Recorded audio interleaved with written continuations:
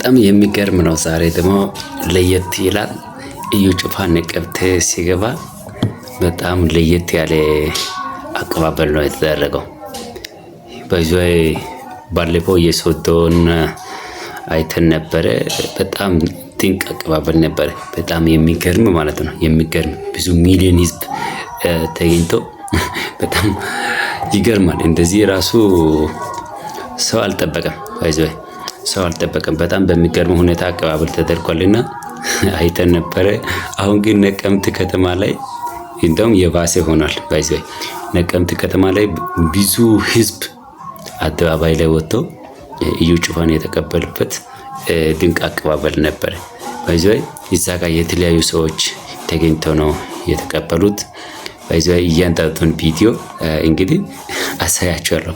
በጣም ይገርማል። በዚህ እዩ እንግዲህ ከዚህ በኋላ ከነቀምት ቀጥሎ አሁን ወደ ሌላ ክልል ደግሞ ይሄዳል ብዬ ተስፋ አደርጋለሁ። በዚህ ባለፈው ከሶዶ አሁን ደግሞ ወደ ነቀምት ከተማ ሄዷል።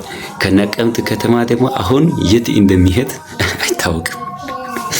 የት እንደሚሄድ አይታወቅም። ጌታን በቃ እዩ ጩፋ አሁን ዘንድሮ 12 ክልሎች ውስጥ ያው ታላቅ መንፈሳዊ ክርሲት ያወጣል ብለን ነው የምናስበው። ከዚህ በኋላ እንግዲህ በየአንድ ወር በየሁለት ወር እንደዛ እያደረገ ያወጣል ብለን ነው የምናስበውና እንግዲህ ነቀምት ላይ በጣም በደማቅ አቀባበል ነው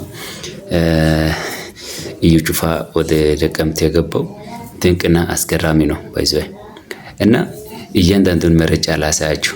አሁን ቀጣይ ይህን ቪዲዮ አቀባበሉ ምን ይመስላል፣ ምን አይነት አቀባበል ነው፣ እንደዚህ አስገራሚ አቀባበል ምን አይነት አቀባበል ነው የሚለውን እዚህ ጋር ቪዲዮ ላይ ታያላችሁ ማለት ነው።